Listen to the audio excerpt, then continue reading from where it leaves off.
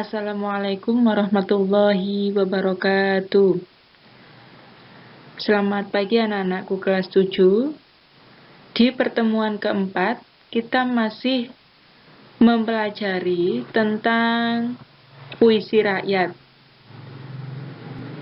Kita masuk ke dalam subbab, yaitu menyimpulkan puisi rakyat. Jadi, di pertemuan keempat ini, kita akan membahas bagaimana kita menyimpulkan isi puisi rakyat. Sambil saya jelaskan, segera persiapkan LKS beserta buku catatannya, sehingga apa yang tidak ada di LKS bisa kalian catat. Dan jika ada penjelasan yang kurang dimengerti, silahkan ditanyakan.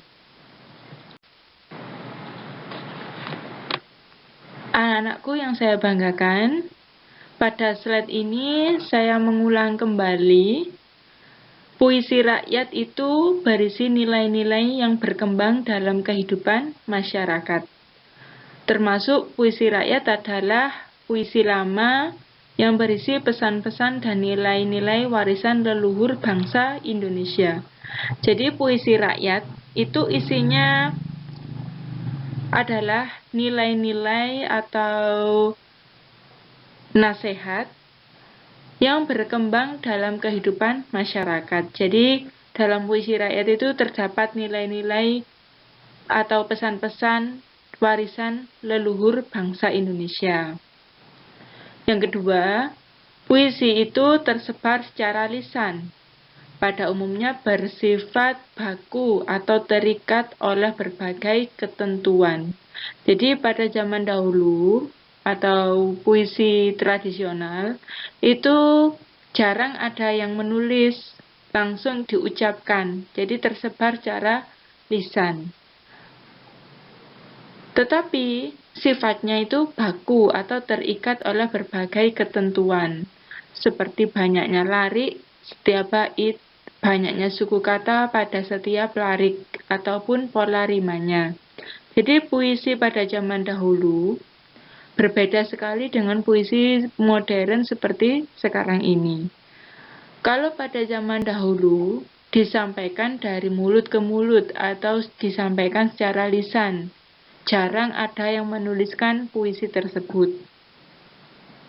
Berhubung disampaikan secara lisan, maka sifatnya itu baku atau terikat. Jadi lariknya setiap bait itu sangat banyak. Kalau sekarang kan pantun itu kan setiap bait ada 4 larik. Kalau zaman dahulu itu banyak larik setiap baitnya. Terus suku kata pada setiap larik itu sangat banyak, menggunakan suku kata yang banyak. Kalau sekarang kan enggak. Ataupun pola rimanya. Pola rima juga ditentukan pada masa puisi modern. Itu yang membedakan puisi rakyat dengan puisi modern. Nah, di sini bagaimana cara menyimpulkan pantun, gurindam, dan syair.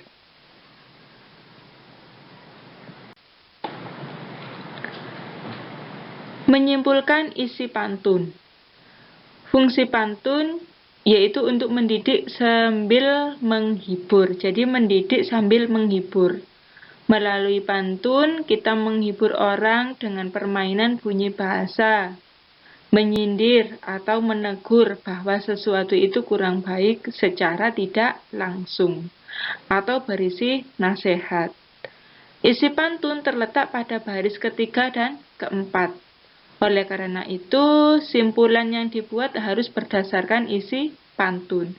Jadi, kalau menyimpulkan isi pantun harus dibaca dulu atau dipahami dulu pada bait atau baris ketiga dan keempat, karena baris ketiga dan keempat itu merupakan isi pantun.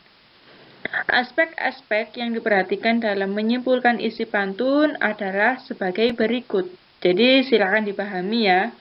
Jika tidak ada di LKS, silakan dicatat. Aspek yang pertama adalah membaca pantun dengan teliti. Terus yang kedua, mencari makna atau kata sulit pada pantun. Jadi yang kedua itu merupakan pencarian arti atau pencarian makna pada kata-kata sulit yang terdapat dalam pantun.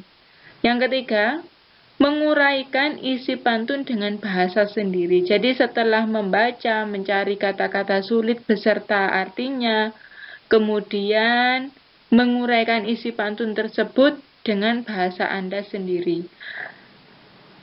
Kemudian aspek yang keempat adalah tulislah kembali nasihat dan ajakan yang terdapat dalam pantun.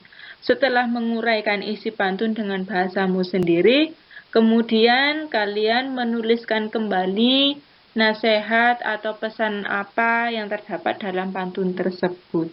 Itu merupakan cara untuk menyimpulkan isi pantun.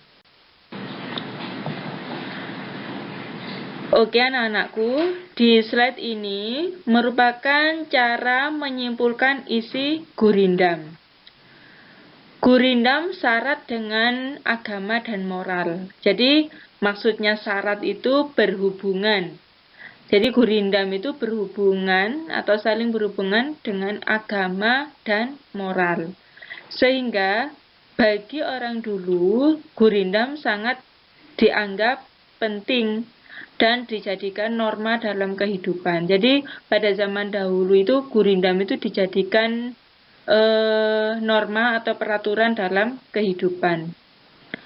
Aspek-aspek yang diperhatikan dalam menyimpulkan gurindam yaitu yang pertama, membaca gurindam dengan teliti. Itu sama dengan pantun. Kemudian yang kedua, mencari makna kata sulit pada gurindam. Dan yang ketiga, menyimpulkan nilai-nilai moral pada gurindam tersebut.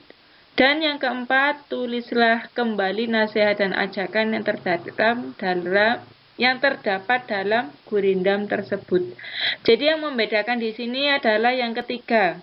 Kalau gurindam menyimpulkan nilai-nilai moral pada gurindam tersebut. Jadi yang ketiga ini setelah mencari makna kata sulit, kalian harus menyimpulkan nilai-nilai moral pada gurindam tersebut. Itu.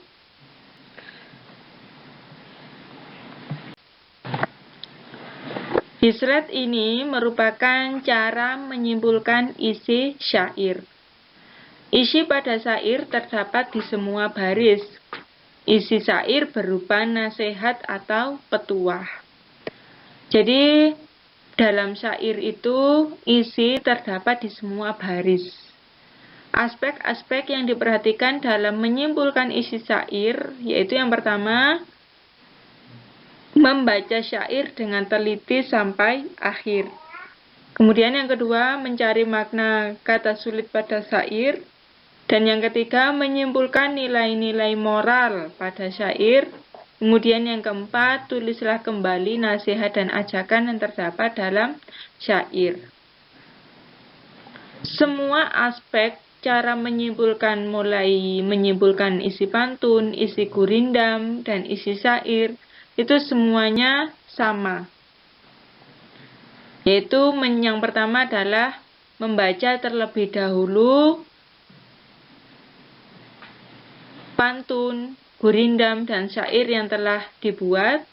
Kemudian dicari kata-kata sulitnya beserta maknanya. Kemudian dilanjutkan dengan menyimpulkan isi atau nilai-nilai yang terdapat pada puisi rakyat tersebut. Kemudian menuliskan kembali nasihat dan ajakan yang terdapat dalam puisi rakyat tersebut dengan bahasa sendiri. Kenapa menggunakan bahasa sendiri? Agar mudah dimengerti. Tuh.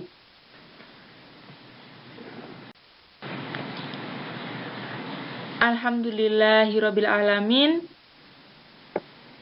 Pembahasan Cara menyimpulkan isi pada puisi rakyat, jenis pantun, gurindam, dan syair telah saya sampaikan. Mudah-mudahan apa yang saya sampaikan dan apa yang saya jelaskan dapat mudah kalian pahami. Saya ulangi, jika ada yang belum kalian pahami atau belum kalian mengerti, silakan ditanyakan langsung kepada saya. Entah itu melalui WA grup atau chat pribadi.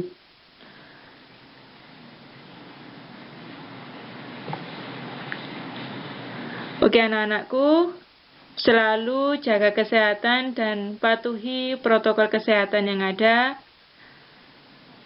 Jangan lupa selalu memakai masker jika keluar rumah dan rajin-rajinlah menjaga kebersihan agar kita semua terhindar dari segala macam penyakit. Amin ya robbal alamin. Saya akhiri. Wabillahi taufiq wal hidayah wa firidha wal inayah. Wassalamualaikum warahmatullahi wabarakatuh.